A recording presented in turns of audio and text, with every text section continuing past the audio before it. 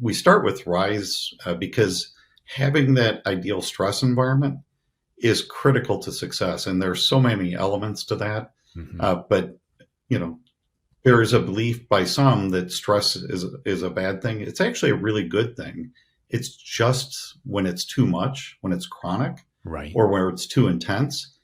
Because when that happens, the way our brains respond when we're stressed, we'll get a boost of adrenaline, norepinephrine that allows us to focus. We can really, perform at a high level for a period of time. But with that comes another chemical called cortisol that starts to coat the fight, flight, or freeze part of your brain. right. And when that cortisol layer gets thick, you can't access your prefrontal cortex where you solve problems. You can't access the parts of your brain where you have memory or where you regulate emotions. So imagine an employee who can't problem solve, can't regulate their emotions, can't find their memories. Is that going to be an ideal employee? Clearly not. So we have to understand how stress works in order to manage it appropriately.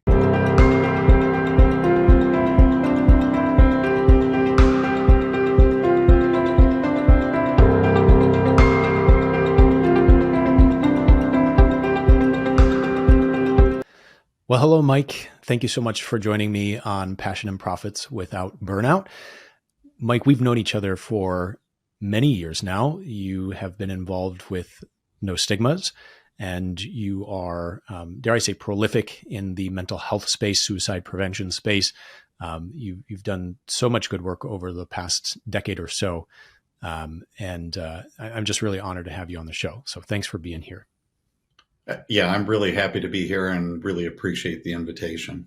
Of course. So prior to your work in the mental health space, you were, I think I can fairly say, you're a corporate veteran.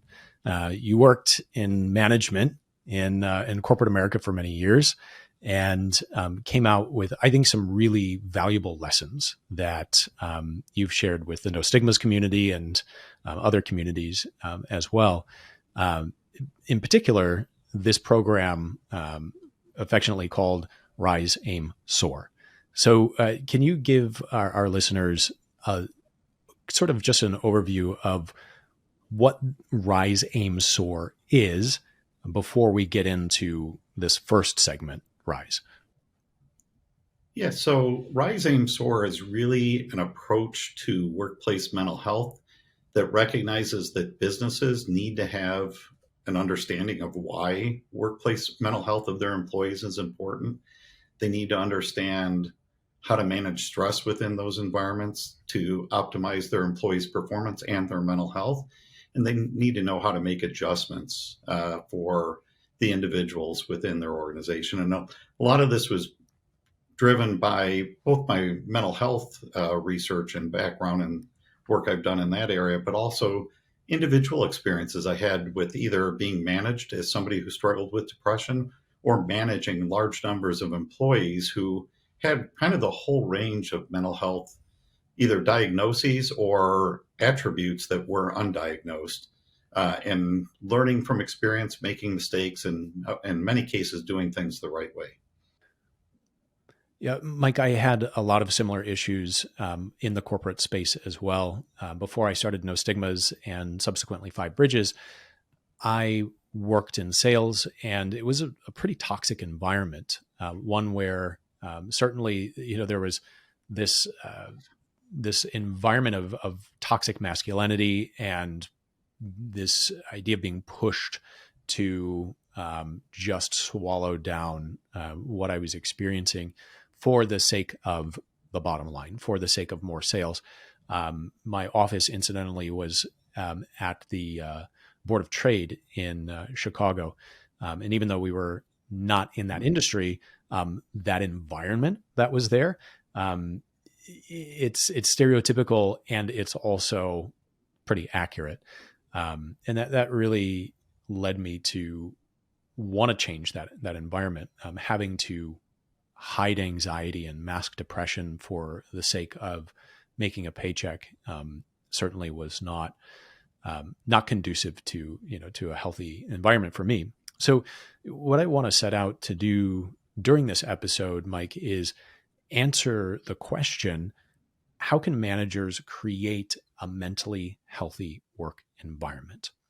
So, um, RISE, Great. AIM, SOAR are acronyms. Can you tell us what those acronyms stand for? So we start with RISE, which is run an ideal stress environment. Then AIM is how to adjust for individual minds, and SOAR is strengthen your operations and results, and really kind of the outcome of doing the first two pieces. So we start with RISE because having that ideal stress environment is critical to success, and there's so many elements to that. Mm-hmm. But you know, there is a belief by some that stress is a bad thing. It's actually a really good thing. It's just when it's too much, when it's chronic, Right. or where it's too intense.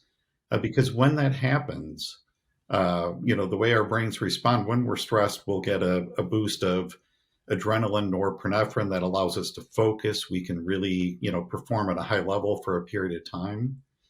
But with that comes another chemical called cortisol that starts to coat the fight, flight, or freeze part of your brain. Right. And when that cortisol layer gets thick, you can't access your prefrontal cortex where you solve problems. You can't access the parts of your brain where you have memory or where you regulate emotions. So imagine an employee who can't problem solve, can't regulate their emotions, can't find their memories. Is that going to be an ideal employee? Clearly not. So we have to understand how stress works in order to manage it appropriately. Absolutely. I really appreciate that, Mike. And what we're talking about here is being aware of and compassionate around the challenges that people face. I think traditionally, employees were seen as, um, you know, almost this akin to indentured servants, where I'm paying you money, so therefore you do what I tell you to, and how you feel about it, or what shows up in your life is really inconsequential, because after all, I'm giving you money, and that's enough for you to just do what I tell you to. And clearly, we've discovered that that is not only okay, but it's not the most uh, really the most efficient way of achieving what we want to in the work environment. So, in this episode, we're going to talk about these three areas of workplace mental health and wellness. And we'll go on to talk about AIM, adjusting for individual minds, and SOAR, this idea of really optimizing the results. But for now, focusing on this idea of RISE, running ideal stress environment. What does that look like? Can you maybe start with an example of an experience that you had in the corporate space and managing someone to create this ideal stress environment for them? Yeah. So probably a great example of that would have been, doing the work that I used to do in the investor relations field, uh, and then running right from that environment into a crisis when we had the Deepwater Gulf of Mexico oil spill. I was prepared to handle a couple of months of working at a really intense, 70, 80 hour a week pace. But at the end of that, normally I'd have a little bit of recovery time so that my body and my mind could, get refocused on the other parts of the work. But we went right into another, what became a national crisis that the company I was working for was involved in, and I just never had that recovery time. And I could tell as we were going through this that my ability to function at a high level was deteriorating as time went on. I've also had that experience as a manager where you could see an employee really, working really intensely on a project, getting through, getting it complete. And what I noticed over time was that you needed to give them a break then. And it wasn't just a break of, come in at 9 o'clock instead of 7 tomorrow. It's you need time to recover, to heal, to physically recover. And that makes a difference, because stress is on a continuum. If there's too little stress, that's bad for employees as well. And too much is bad for employees. So you also can't give an employee work that just bores them. Because when they're bored, they're checked out. That creates its own level of stress. They don't feel like they're connected to anything that matters. That has a level of stress on its own of, someday they're going to figure out that I'm doing nothing that means anything, or I feel useless because what I'm doing has no meaning to me, and I can't see how it connects to what we're trying to accomplish. Yeah, absolutely. So Mike, when we sort of drill down into the practical application of this, how do you go about assessing what the needs are of a particular employee, or of for the culture of a group, so that you truly understand what those needs are? Yeah, well, I think it really starts with understanding what you're doing organizationally, and it can be something as simple as understanding, am I appropriately recognizing people? We know from research that well-performing organizations, people are hearing praise 3 times as often as they're getting constructive criticism. Hmm. In the top performing organizations, it's more like a 6-to-1 ratio. Wow. For many employees, they're negative. They're getting way more negative than they are positive. And there are two reasons that matters. One is it's soul destroying to just be told you're wrong all the time or you're not doing enough. Right. The other is if you don't tell people what they're doing well, they start to question whether that's what you want them to do, and they stop Sure. doing the things that you were happy with. Right. So you need to make sure you build that in. There's also a lot of other organizational basics that really tie into the ability of employees to feel good. A big part of that is goals, having organizational goals and personal goals that are aligned. Because if you know that what you're doing affects the outcome of the organization, you can take on more work. You can work Mhm. with more purpose, more passion than if you don't see how those things connect. So getting those goals aligned and clearly communicated is a big deal. That Having accountability is really important.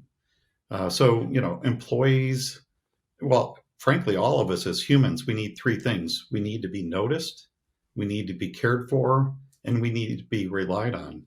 If there's no accountability in the organization, then we know we're not being relied on. Collaborative problem solving, another key piece. People feel invested in implementing solutions that they help create. This is something, I also do a lot of youth mental health training. And one of the things we talk about there is you want to inform uh, young adults on how they can help their mental health. And this is true for adults as well, but you can't solve the problem for them. right. You can give them tools, you can teach them skills, but in an organization, if you're just getting dictates from on high and you have no investment in how that problem is getting solved, you just aren't going to be able to implement with the same kind of passion.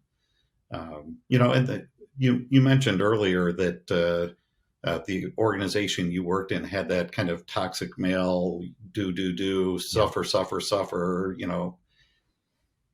And the problem is that can work for a while, maybe 6 months, maybe 12 months. Yeah. If you're in a real crisis phase and as an organization, you can kind of shun aside people's personal feelings for a very short period of time, but it is not sustainable. Yeah. And people who manage in that style will look and say, "Hey, I saw that one period of time that it worked," and not realize that it worked only in those circumstances, and it's not going to continue to work. Absolutely. Yeah. And to affirm that, Mike, I ended up lasting a little over a year in that organization because it wore me down. And I think that happens. And, I admittedly have been guilty of that in my own organizations.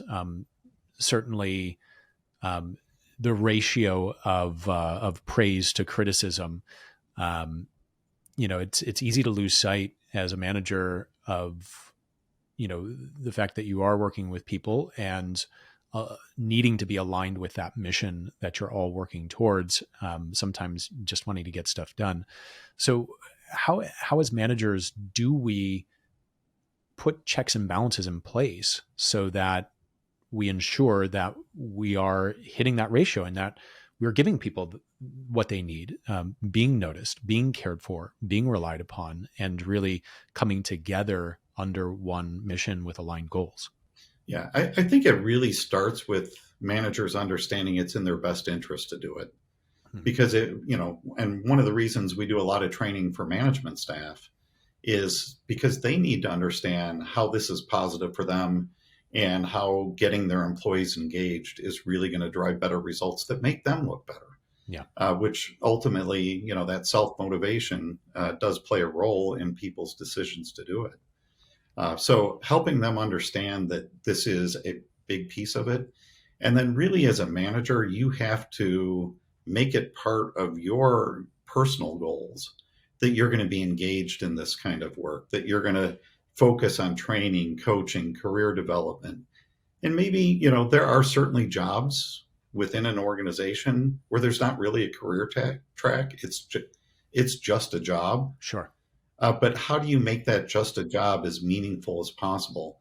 How do you make sure you appreciate those people Hmm. and let them know, this may not feel fulfilling because you can't see how it directly aligns with the goals. But if you don't do what you're doing, then we can't do what we're doing. If you're Right. security personnel, understand that if we're not safe, we can't do the rest of our work. So we really appreciate what you do to keep us safe. For your environmental folks to recognize that part of working and being respected in today's world Yeah, is that we comply with the laws and we go above and beyond when we can, letting them know, hey, what you do is part of what allows us to be able to do everything else that maybe you can more directly see. So it's just being aware of each person's need to feel like they make a difference, and taking the time to think through, how does this role make a difference? And if you can't find that, chances are you don't need that job. sure. If you can't figure out why that person's valuable to your organization's success, then you really need to think, do I really need that role? Yeah. Yeah, I appreciate that. This reminds me of a recent conversation that I had with Jason Howard, who is the head of compliance at Tegas. And he was talking about this idea that, like policies and regulations aren't sexy. It's not something that's really fun. But he's managed to build this huge, this thriving team who work synergistically on this, sort of what other people may see as boring, because he really helps them align with the understanding that what they do is imperative to the operations of the organization, to Yeah. customer service, to the security of the organization as a whole, and makes them understand how important their role is. And I think that that's a really valuable lesson there. Mike, if you could share maybe a more tactical approach to this, um, once we sort of have that awareness of, okay, this is in my best interest, this is what we need to do in order for organizations and employees to really thrive. Um, how can we sort of put that safeguard in place to make sure that it's happening, to make sure that we're following through on that intention? Yeah, having a really robust performance management system inside your company, or at least within your control, is really a key piece of that, because a good performance management system is going to incorporate that training piece, the career development. How do we talk about where you want to go and what you need to develop? It's going to include regular conversation, hopefully on an ongoing basis. But Right. if you can't do it, as you go through every week, at least on a quarterly, or I think at least quarterly, but because you don't want to make it an annual discussion. If you make it an annual discussion, they're wondering for the last 7 or 8 months of the year if there's Right. any chance that they're being recognized at all. Yep. So, if you're not having a conversation with somebody who reports to you at least monthly, chances are you're not providing that kind of feedback that they need to know what they're doing well, Hmm. what you need them to take on. How do you set priorities? So of the 50 things I gave you to do, what are the first five I really need you to do, the next five, because otherwise you're leaving it to that employee to guess at what your priorities are. So that clear communication is a big piece of it as well. Yeah. Um, from a tactical standpoint, it can come down to really just understanding what motivates this employee. Mm. And you get to that through getting to know them personally as well and getting to understand what their objectives are. So the more you can align those objectives with with what the employee wants, the better. And just as an example, I'm thinking of an employee who worked for me that I put into a people management role. They did not do well in that role, Mm. but I moved them back. This was a really creative, hardworking person, but just didn't know how to interact with people effectively. Moved them back into an individual creative role where their creativity, they can control their time that they worked. And, it's now been 14, 15 years, and I've been long gone from the organization, but I Wow. see them success after success after success because I realized I had made a mistake in putting them in a role that they thought they wanted, but very quickly we both realized that wasn't the right move. It just felt like that's what you had to do to advance. So, it's how do we make you that high level individual contributor Yeah. that you can excel at, where you can do way more than you could ever have done as a manager? Yeah. That's really, I think, probably, a humbling experience for a manager to go through that process of saying, "Hey, I made a mistake," and taking Oh, ownership of that, and and very necessary to do. yeah. And I made a mistake. And because of that, your performance wasn't good and your bonus isn't going to be nearly what you were hoping for. Hmm. So I can't fix what happened because I had to pay for performance and the performance wasn't there in the role you were in. But clearly you're a talented person. How do we get you in the role where you can really earn what you're worth? Zero in on that. Yeah. So yeah, that was humbling for me. I know it hurt. It hurt both of us because this was a talented person. But turns out that we just made that course correction, and they're thriving now. Mike, and I want to, commend you for that, because the alternative could be you looking at their performance and saying they're doing a bad job and they're Right, underperforming, and therefore it's not my fault, it's their fault. And in that way, you as the manager are the victim, and you can enter into that role and you can really embrace it and say, it's them, it's external forces, it's something out of my control, um, and you've gotten nowhere. Uh, but right. this idea of ownership and personal responsibility around that choice, I think, is very important and a valuable lesson. Well, and I'd been on the other side of it. So I went through a period when I was working for a large food corporation. And at the time, I was in the executive MBA program at the University of Chicago. I had two young kids.